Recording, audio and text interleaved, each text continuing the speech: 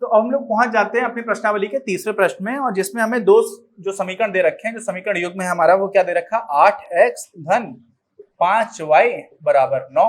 दूसरा क्या दे रखा है, 3x धन 2y बराबर 4। अब हमें बोला गया है कि इसको प्रतिस्थापन विधि से भी हल करिए, और साथ में बोला गया है कि आप वज्र गुणनखंड से करिए।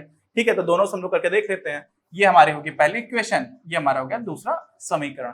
ठीक, अब क्या करते हैं, प्रतिस्थापन विधि से 8x बराबर 5y माइनस 9 बराबर 9 है, तो 8x को आप यहीं से हल करना स्टार्ट कर दीजिए। 9 माइनस 5y हो गया, तो x बराबर क्या हो जाएगा, 9 ऋण 5y बटे 8। ठीक, ये आपको मिल गया x का मान, और x का ये जो मान मिला है y के पद में, इसी को हम लोग क्या कर देते हैं, दूसरे समीकरण में रख देंगे x की जगह। और तो हम लोगों ने क्या किया, दूसरे समीकरण में x को प्रतिस्थापित कर दिया इस मान से, इसीलिए ये प्रतिस्थापन विधि है।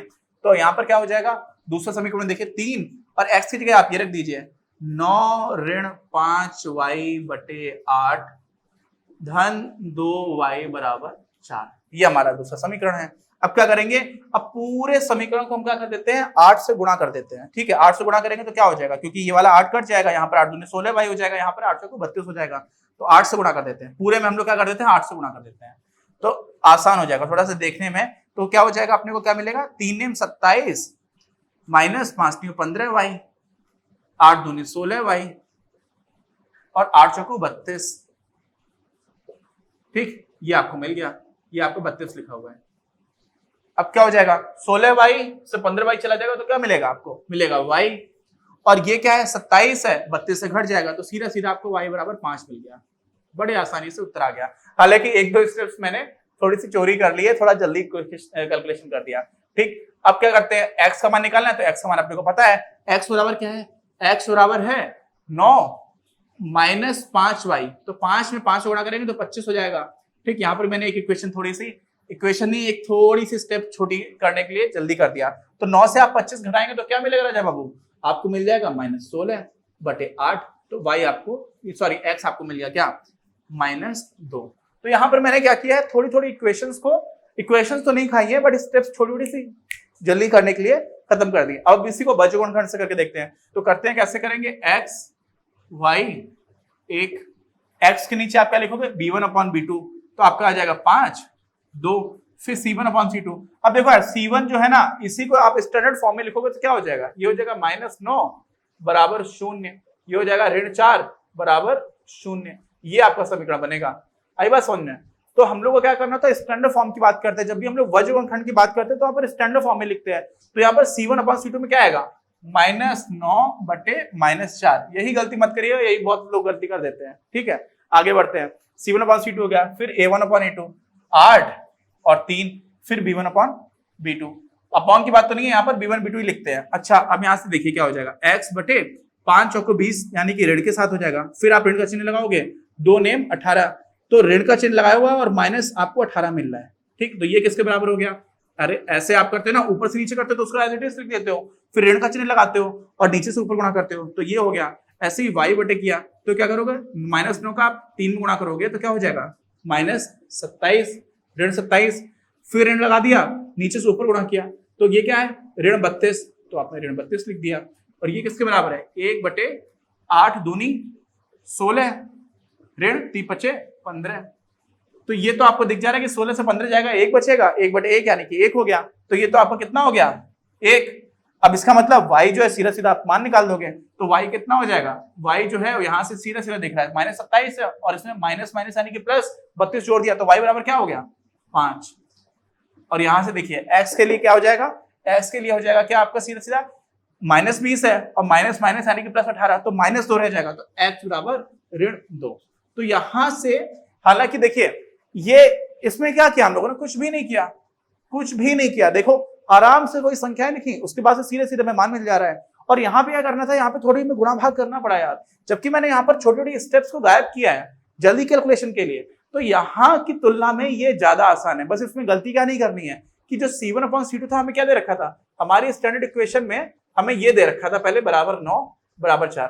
और स्टैंडर्ड इक्वेशन में क्या करना होता है, हमें a b और c सबको हम लोग एक की तरफ ले आते हैं, तो C1 अपॉन C2 जो है ना वो ध्यान रखना, ये हो जाएगा ऋण 9 बराबर 0 और ये हो जाएगा ऋण 4 बराबर 0। अब ये आपका C1 हुआ जिसको आपने यहां पर रखा, इसकी जगह अगर आप 9 और 4 कर दोगे तो पता क्या हो जाएगा, तो आपको y जो है वो -5 मिल जाएगा और x जो है वो -2 की जगह 2 मिल जाएगा, यानी कि इनके चिन्ह बदल जाएंगे, है ना। तो वो एक गलती हो जाएगी, इसलिए हमेशा ही आप इसको इस तरह से करिएगा, ठीक। तो ये हमारा हो गया। अब इसी में हम लोग क्या करते हैं, अगले प्रश्न के कुछ खंडों को कर लेते हैं, बाकी के जो रिमेनिंग क्वेश्चन होते हैं जिसको हम लोग अगले वीडियो में करेंगे। तो अब चलते हैं हम लोग अपने अगले प्रश्न पर। अब देखिए चौथे प्रश्न में हम लोग पहुंच जाते हैं, जिसमें हमें पहले तो समीकरण युग्म बनाने हैं और उसके बाद उनको हल करना है ना। तो किसी भी बीजगणितीय विधि से लिखा हुआ है और हम लोग की प्रैक्टिस से हमको समझ में आ रहा है कि वज्र गुणनखंड विधि जो है ना वो बहुत जल्दी उत्तर देती है। तो हम लोग क्या करेंगे, वज्र गुणनखंड विधि से करेंगे। तो पहला प्रश्न आप ध्यान से समझिए, आपको अपनी स्क्रीन पर दिख रहा है, एक छात्रावास के मासिक व्यय का एक भाग नियत है, यानी कि आप जितना भी खर्चा करना चाहो, चाहे कम दिन खाओ चाहे ज्यादा दिन खाओ, एक तो आपका फिक्स्ड है। तो मान लिया हमने कि नियत भाग जो है ना वो कितना है, x मान लिया, ठीक। नियत भाग जो है वो क्या हो गया, x हो गया। अच्छा, तथा शेष इस पर निर्भर करता है कि छात्र ने कितने दिन भोजन खाया है, भोजन लिया है। जब एक विद्यार्थी ए को जो 20 दिन भोजन करता है 1000 छात्रावास के व्यय के लिए अदा करने पड़ते हैं। अच्छा, तो उसने 20 दिन भोजन खाया, इसका मतलब उसने हर दिन के हिसाब से जो खर्चा हो रहा है वो क्या हो जाएगा, तो प्रतिदिन खर्चा भी लिख देते हैं। तो प्रतिदिन खर्चा मान लिया हम लोगों ने क्या हो गया, प्रतिदिन खर्चा हो गया हमारा y। अच्छा, तो अगर उसने 20 दिन भोजन किया तो क्या हो रहा होगा, x। एक तो नियत है वो फिक्स्ड है, वो तो देना ही पड़ रहा है, साथ में उसने 20 दिन जो है y रुपए रोज के हिसाब से दिए, तो उसको कुल मिलाकर के 1000 रुपए खर्च करने पड़े। ये आपका पहला समीकरण बनकर तैयार हो गया। अब क्या करना है, दूसरा विद्यार्थी भी जो 26 दिन भोजन कर रहा है, तो उसको x धन 26y हो गया, है ना। और उसको कितने देने पड़ रहे हैं, 1180 रुपए। तो कितने देने पड़ रहे हैं, 1180। ये आपका दूसरा समीकरण हो गया। अब बोला जा रहा है कि नियत व्यय और प्रतिदिन भोजन के लिए कितना कितना देना पड़ रहा है उसको बताओ।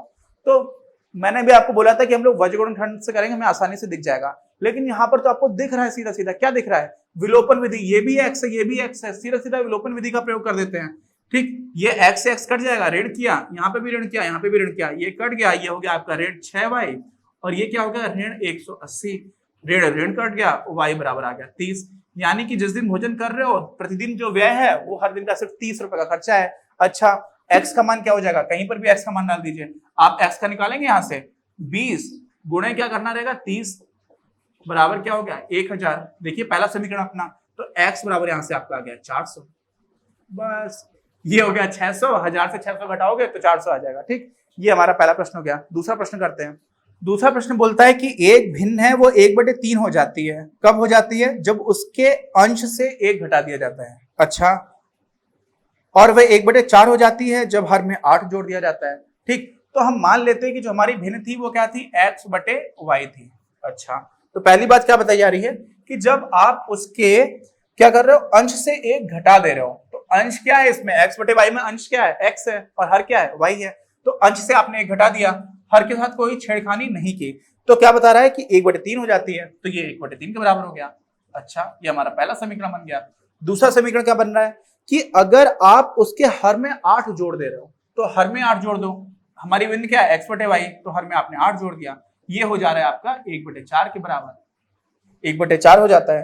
तो क्या करना है, भिन्न ज्ञात करनी है अपने को, है ना, भिन्न ज्ञात करनी है, भिन्न ज्ञात कर लेते हैं। तो भिन्न ज्ञात करने के लिए पहले तो इसी को थोड़ा व्यवस्थित तरह से लिख देते हैं। तो क्या हो जाएगा, 3x, 3 का गुणा इधर कर देते हैं, y को उधर ले जाते हैं, तो क्या हो जाएगा 3x ऋण 3 बराबर y। इसी को अच्छे से लिख दीजिए, और 3x ऋण y ऋण 3 बराबर 0। ये आपका पहला समीकरण है। दूसरे में देखिए 4x ऋण, ये y धन 8 उधर जाएगा, लेकिन इधर आ जाएगा तो क्या हो जाएगा, ऋण y ऋण 8 बराबर 0। ये दूसरा समीकरण हो जाएगा। इसको भी विलोपन से कर देते हैं यार। क्यों कर देते हैं विलोपन से, क्योंकि y का देखो कोफिशिएंट -1 मेरा मन है वज्र गुणनखंड से करने का, लेकिन मौका ही नहीं दे रहे हैं ये लोग, क्योंकि इतना आसानी से आपको दिख जा रहा है। तो क्या करना है इसमें, यहां पर भी हम लोग क्या करेंगे, दोनों को घटा देंगे, ये ऋण हो जाएगा, ये धन हो जाएगा, ये धन हो जाएगा, और ये 0 0 है, तो वैसे भी 0 ही रहेगा, कोई फर्क नहीं पड़ता। वैसे ठीक है आप, क्योंकि 0 का कोई प्लस और माइनस का कोई मतलब होता नहीं है, तो इसको तो आप वैसे ही छोड़ दीजिए। तो अब देखिए 3x से 4x घटाओगे तो आपको मिलेगा ऋण x, ऋण y में आप धन y जोड़ोगे तो क्या हो जाएगा, कट जाएगा। ये तो काटने के लिए हम लोगों ने पूरा खेल किया है। फिर क्या होगा, ऋण 3 से आप ऋण 8 धन 8 जोड़ रहे हो, तो क्या हो जाएगा, धन 5 बराबर 0। तो x बराबर आपको यहां से मिल गया 5। ठीक, अब x का मान उठा करके कहीं पर भी रख दो, यहां पे रख देते हैं, तो क्या हो जाएगा 3 गुणे 5 ऋण 3 बराबर y। तो y बराबर क्या हो जाएगा, 3 × 5 = 15 में से 3 जाएगा तो 12, तो y बराबर आपका 12 हो गया। यानी कि भिन्न जो आपकी आ गई वो क्या आ गई, 5/12 आ गई। अच्छा इसमें करके देख लेते हैं, 5 से आप 1 घटा दो तो क्या मिलेगा, 4/12, 4/12 मतलब 1/3। तो आपने 1 जब घटा दिया तो 4/12 मिल गया, यानी कि 1/3 आने की पहली बात जो है वो सही हो गई। दूसरे में क्या है कि आप हर से क्या कर रहे हो, आप हर से हर में 8 जोड़ दे रहे हो, तो आपने 5 था 12 में 8 जोड़ दोगे तो 20 हो जाएगा, 5/20 बोले तो 1/4, यानी कि हमारा आंसर सही है। ठीक, तो ये प्रश्न हो गए। इसी के जो हम लोग के बाकी के प्रश्न है वो हम लोग अगले वीडियो में कर लेंगे। अपनी क्लास का उद्देश्य आप सभी के लिए आप ही की भाषा में गुणवत्तापूर्ण शिक्षा उपलब्ध कराना है। कक्षा 12 तक के सभी प्रमुख विषयों पर हम वीडियोस बना रहे हैं और कुछ विषयों पर वीडियोस आपके अपने चैनल अपनी क्लास की ही अन्य प्लेलिस्ट पर अपलोड भी हो चुके हैं। ज्ञान के प्रकाश से देश को सशक्त बनाने के हमारे इस प्रयास में इस चैनल को सब्सक्राइब करके और लोगों के साथ शेयर करके अपना बहुमूल्य योगदान जरूर दें। पढ़ेगा इंडिया तो बढ़ेगा इंडिया।